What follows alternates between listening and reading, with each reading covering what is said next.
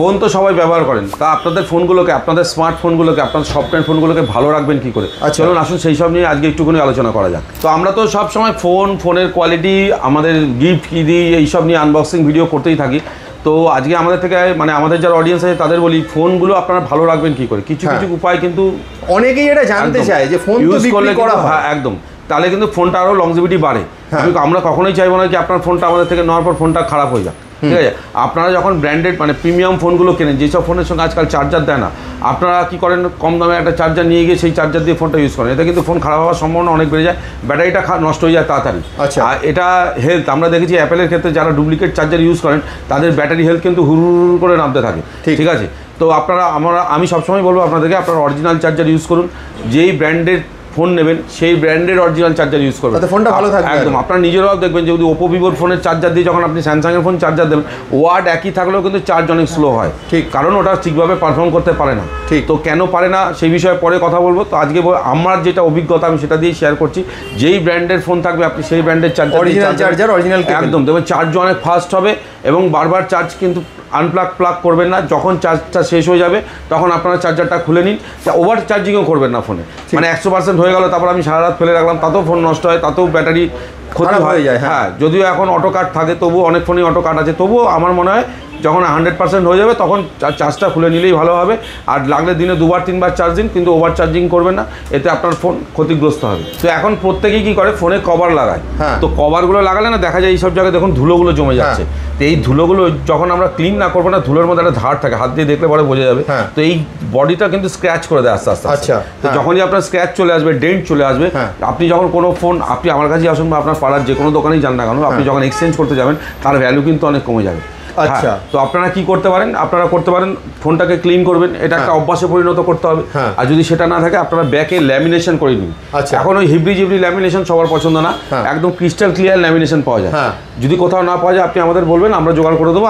একদম প্লাস্টিকের মতন ল্যামিনেশন থাকবে, বোঝাও যাবে না, কিছু বোঝাই যাবে না, না যে কিছু করা আছে সেটা বোঝাই যাবে না।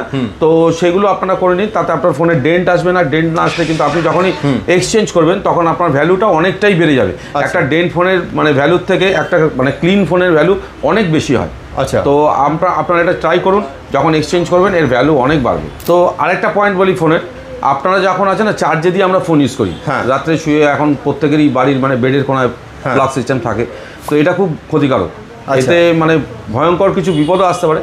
অন চার্জিং ফোন আপনারা যখন ইউজ করবেন, তো আমার মানে একটা রিকোয়েস্ট থাকবে, আপনার চার্জে দিয়ে ফোন কখনো ইউজ করবেন না।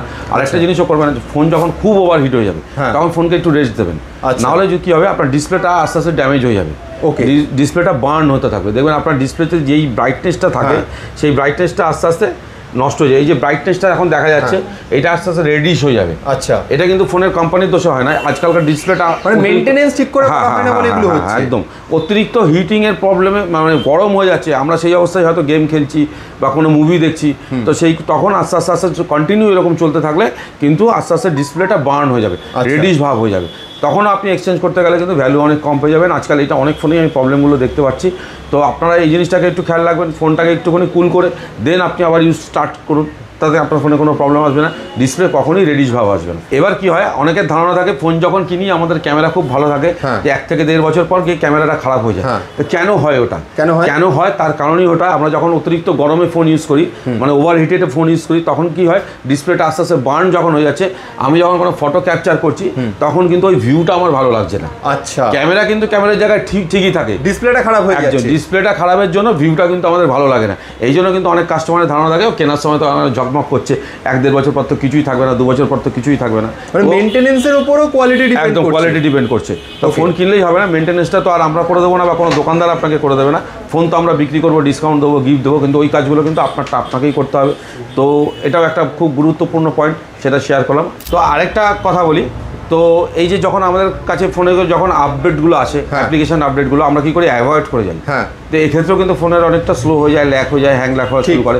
তো আপডেটগুলো যখনই আসবে তখনই আপনি ইন টাইম মানে একদম সঙ্গে সঙ্গে আপনি আপডেটগুলো করে নিন ফোনে। আচ্ছা, এবং যা জাঙ্ক ফাইলগুলো যেগুলো আছে, যেসব ফাইল বলুন, কিছু কিছু অ্যাপ্লিকেশন, আনওয়ান্টেড অ্যাপ্লিকেশন কোনো সময় আমাদের দরকার ছিল, আমরা করেছিলাম, সেই সব ফাইলগুলোকে ডিলিট করে দিন, ঠিক আছে? আচ্ছা। জাঙ্ক ফাইলগুলো ডিলিট করে দিন, আপনার অ্যাপ্লিকেশনগুলোকে সবসময় আপডেট রাখুন, তাতেও কিন্তু আপনার ফোন ভালো থাকবে, পারফরমেন্স বেটার হবে। একদম একদম পারফরমেন্স অনেক বেটার হয়ে যাবে। তো ভালো থাকবেন, সুস্থ থাকবেন, ফোন কিনতে হলে আসতে হবে সুবিধা সেন্টার।